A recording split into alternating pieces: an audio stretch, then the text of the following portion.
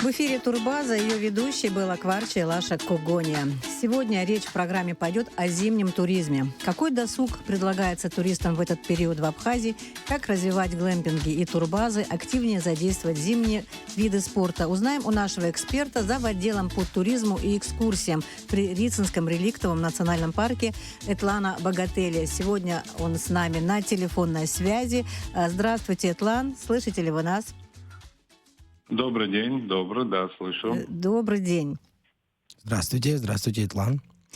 Итак, Добрый день. такой вопрос. Абхазия – это, конечно, не только летний отдых, и мы так пытаемся сильнее позиционировать себя в том плане, что мы как бы хотим увеличивать наш сезон, сделать его круглогодичным. И вот зима открывает совершенно другую и тоже очень красивую и привлекательную картину, да, для отдыха зимой. Там и горные пейзажи, и снег, чистый воздух, там особая атмосфера.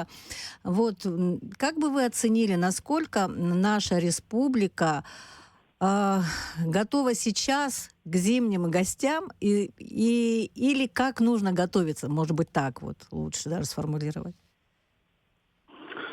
Добрый день еще раз. Вообще, кратко говоря, развитие зимнего туризма на территории пределов нашей республики, хотел бы отметить, что у нашей республики есть достаточно большой потенциал. Ну, конечно же, потенциал потенциалом, но ее нужно раскрывать, нужно правильно преподносить. И, конечно же, это все очень нужно на правильном уровне рекламировать.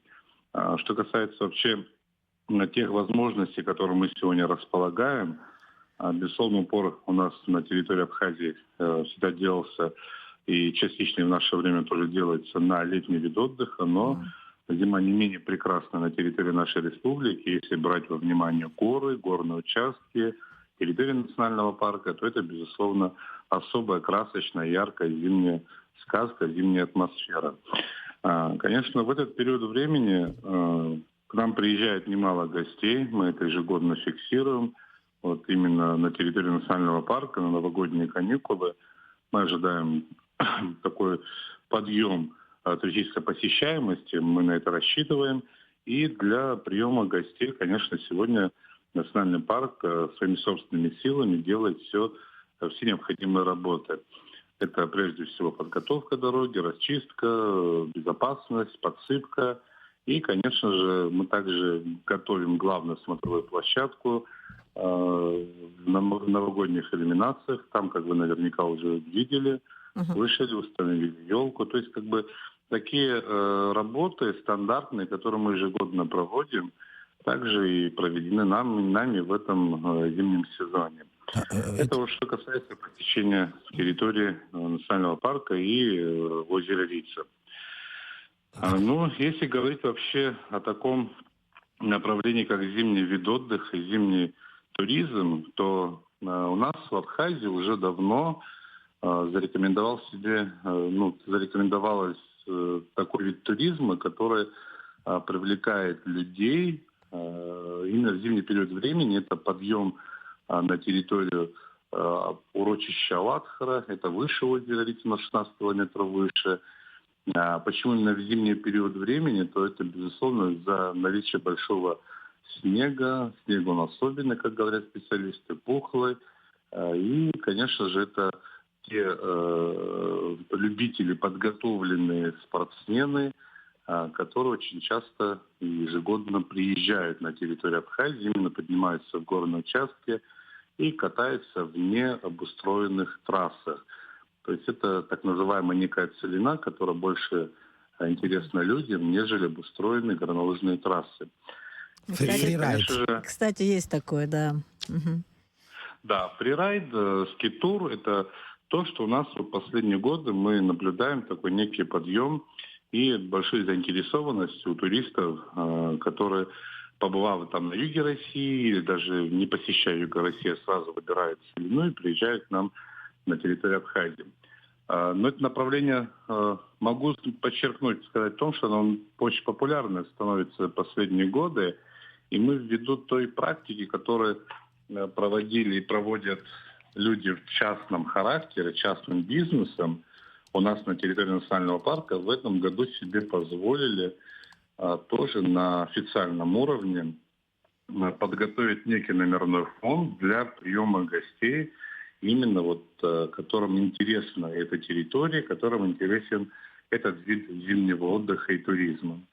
И вот в рамках этих мероприятий мы провели ряд работ, которые необходимо было для осуществления приема в зимний период времени. И вот мы с новогодними каникулами и после новогодних праздников ожидаем определенную категорию граждан, которые будут отдыхать у нас на территории национального парка, а именно, в частности, на территории урочища Ватхара на базе пансионата Ватхара. Ну, здорово. Да, кстати, Тимур, у нас недавно Тимур Твамба был в программе, и он отмечал особенность нашего абхазского снега и подчеркивал потенциал горнолыжный тоже. И он рассказывал такую вещь, что даже французы к нему приезжали, то есть из Альпов приезжали французы, и он рассказывал о том, что даже они не видели такого, где ты спускаешься по склону, по снегу, на фоне у тебя море. То есть это какие-то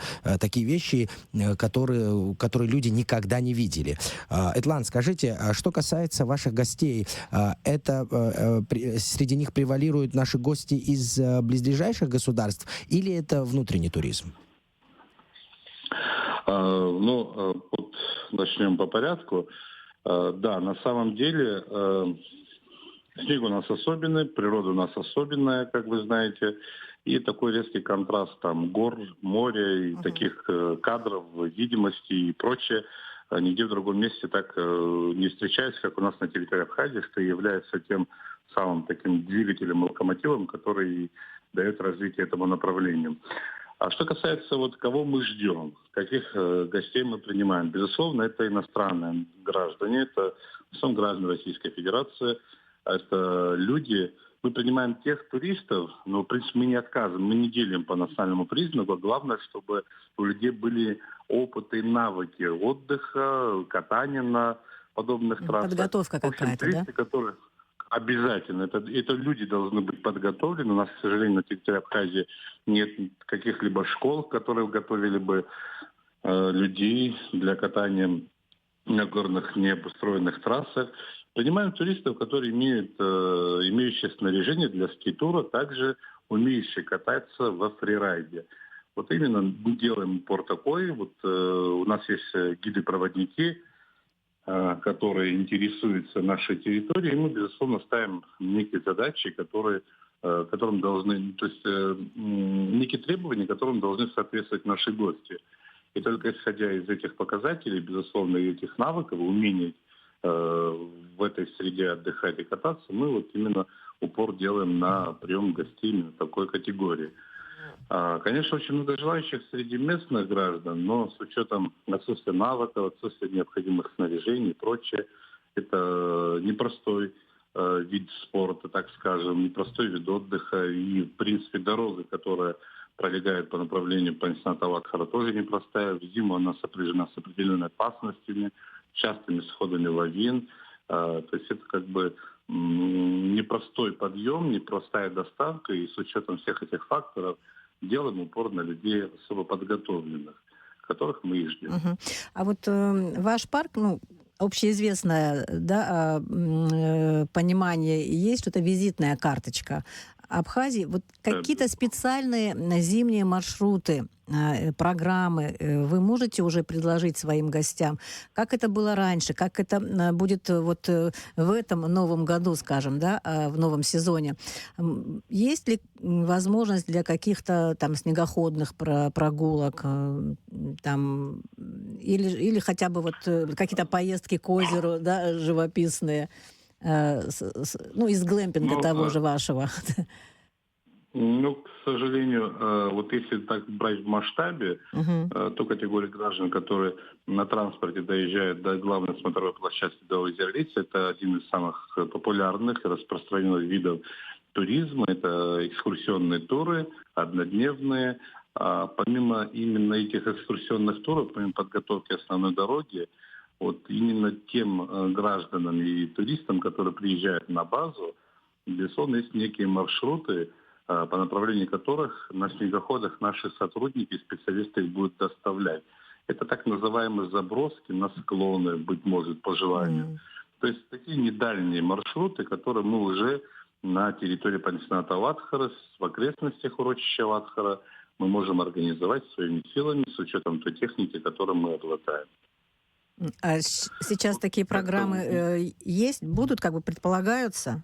Или это зависит от того, какой будет запрос у туристов?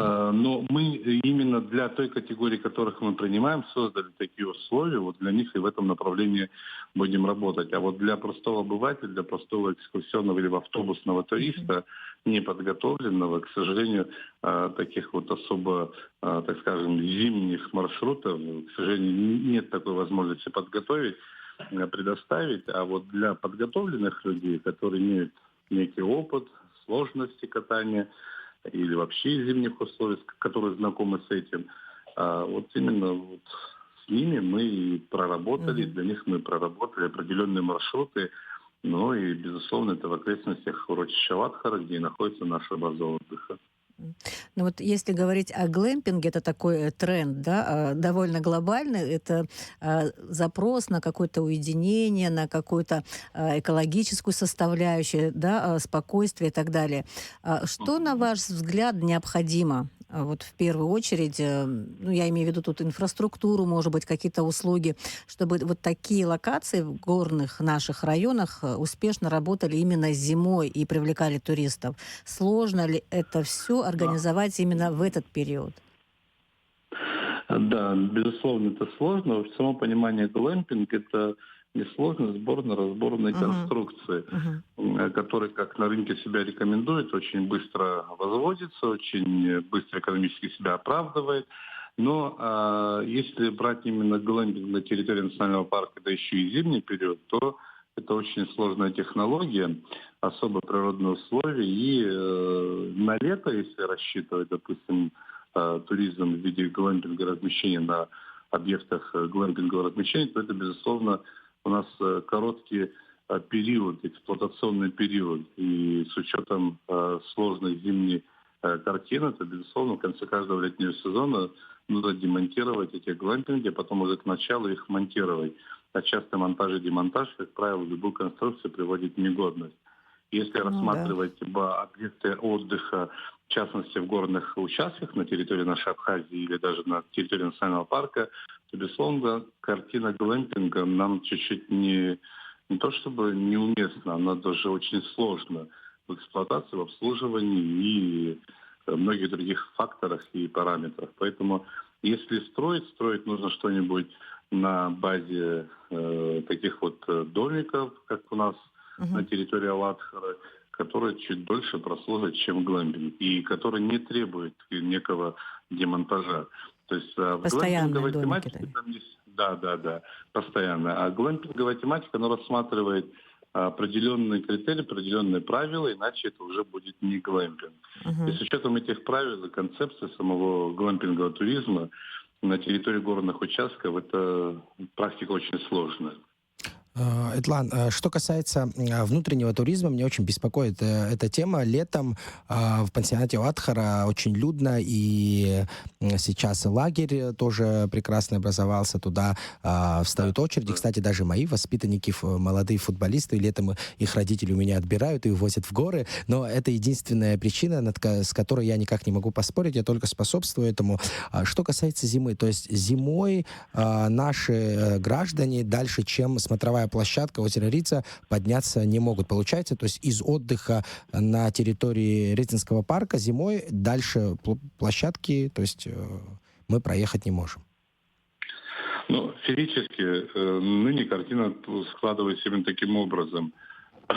Безусловно, для того, чтобы мы массово могли запустить на территорию, тут необходимо проводить комплекс серьезных работ, не только в масштабах нашей организации, это те работы, которые требуют государственного участия, это те работы, которые требуют очень серьезных финансовых вливаний, это прежде всего создание условий безопасного передвижения с территории озера Рица до территории, допустим, горного участка, именно в Алатхаре, даже и выше.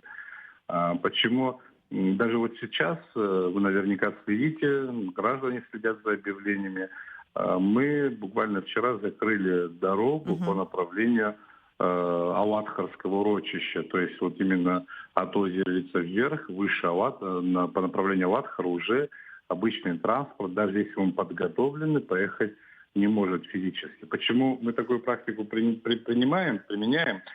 Мгм. Ну, на каком бы транспорте люди не были, на каком бы, как выражаются наши граждане, не были подготовлены, на каком уровне не были бы подготовлены, безусловно, зима в горах – это особое природное явление. И, как правило, наши граждане не готовы. Мы сталкиваемся с очень большими сложностями, когда заезжают к нам на территорию вот до закрытия дороги, когда машина, проехала определенный промежуток, где-то кто-то уходит в кювет, где-то машина переворачивается, определенные сложности и очень много сложных работ, которые наши сотрудники осуществляют в плане вызволения этих ребят, граждан, которые решили чуть больше, чем в озеро Рица подняться и увидеть.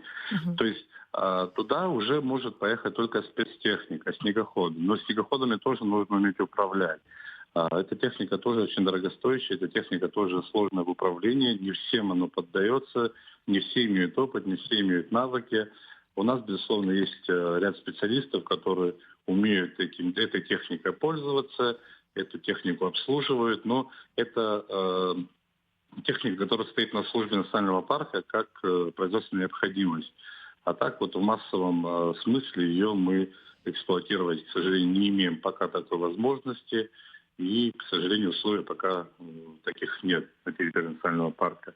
То есть, кратко говоря, сегодня массовый поток туристический может доехать на транспорте. Безусловно, все удобства и дороги Мгм. национальный парк создает до озера Рица, в окрестности Рицы.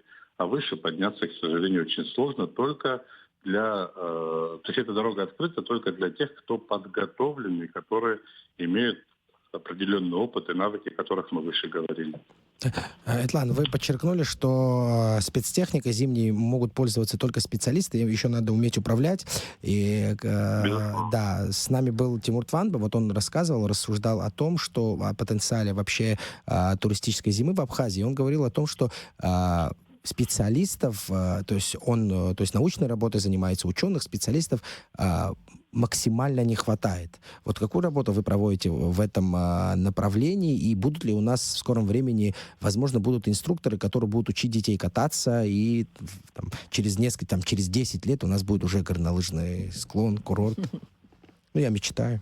В идеале, конечно, хотелось бы, чтобы у нас через какое-то время было именно то, о чем вы только что сказали. Это было бы в идеале. Но вот даже то направление работы, которое мы сейчас начали развивать, это есть некая школа, так скажем, на нашем уровне.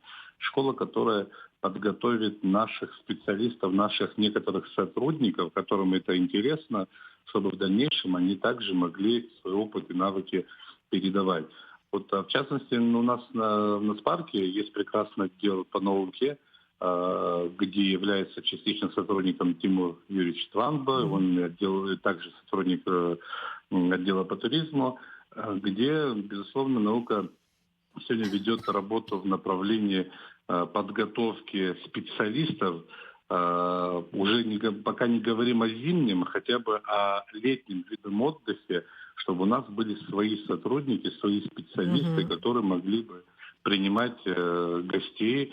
Это, как вы знаете, у нас есть очень актуальная проблема, актуальная тема гиды-нелегалы и прочее, прочее. То есть в нашем случае мы имеем в виду не автобусных там гидов, либо транспортных гидов.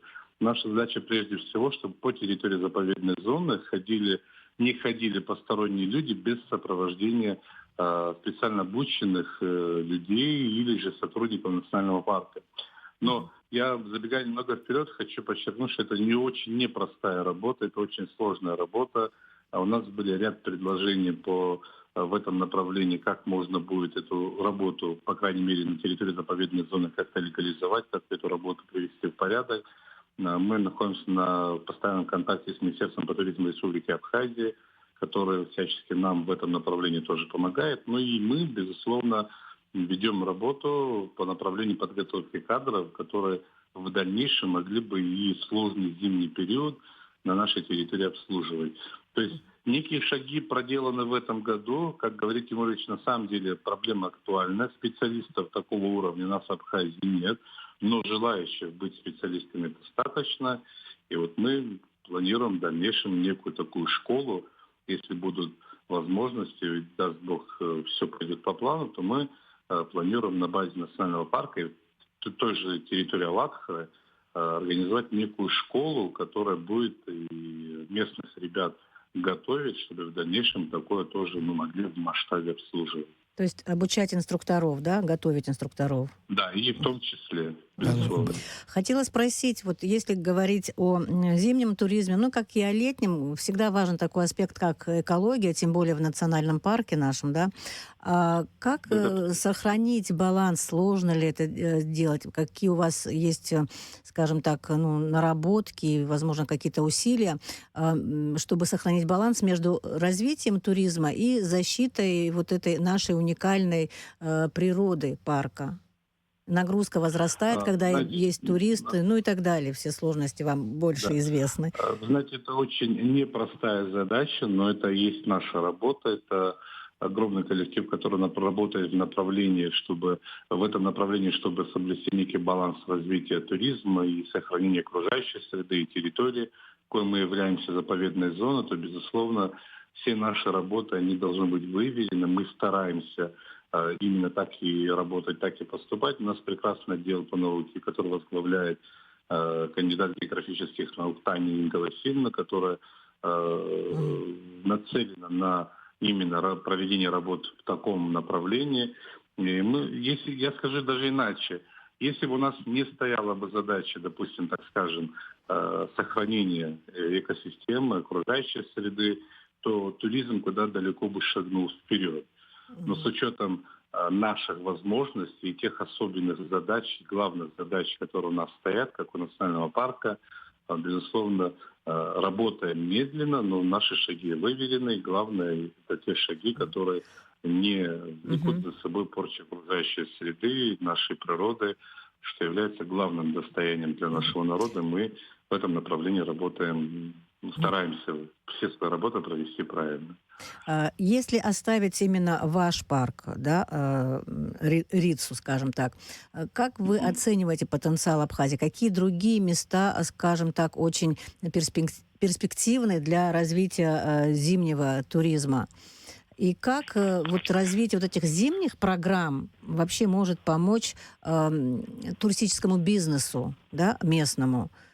Способна наверняка в какой-то степени решать проблему мертвого сезона, да, для всех сотрудников безусловно. турсферы? Все правильно. На самом деле, если бы тот потенциал, который имеет наша республика, не только летний, но еще и зимний, мы смогли бы проработать, а вся территория республики Абхазия, как известно, около 60-64% это горный участок, горный массив, где есть этот уникальный потенциал. Если бы иметь такую возможность, если бы страна могла бы себе позволить в этом направлении более углубленно поработать, то, безусловно, исчезла бы эта проблема, которая так называемый в народе мертвый сезон, то есть межсезонье, который у нас затишье, где гостей куда меньше, чем в летний период. Потенциал он есть, но здесь, вы знаете, наверное, масштабы государственные. Почему? Потому что это любое направление, которое является новое для республики, безусловно, требует очень серьезных вложений. Вот даже то малая часть работы, которую мы выполняем, я говорю, в масштабах нашей страны, это как бы, так скажем, мизер. И эта работа, мы эту работу смогли выполнить только с учетом того, что у нашей организации есть некие возможности без государственного участия, то есть на своем уровне. И, конечно же, при наличии других ресурсов эту тематику можно было бы разработать, эта тематика была бы интересна. Как известно, в советское время один из первых горнолыжных курортов планировали открыть на территории Гагарского района Республики Абхазия. Сама природа и горы у нас созданы Богом для развития этого направления, развития этого вида туризма. Да, вот мне кажется, что это должно вкладываться государство. Светлана, извините, что я вас перебиваю. Вот мы должны уже заканчивать. Вот наше время беседы завершается. Я благодарю вас за интервью. О развитии зимнего туризма в Абхазии мы говорили с Светланой Богателя, зав. Отделом по туризму и экскурсиям при Рицинском реликтовом национальном парке. Спасибо вам большое. Спасибо, Итлан.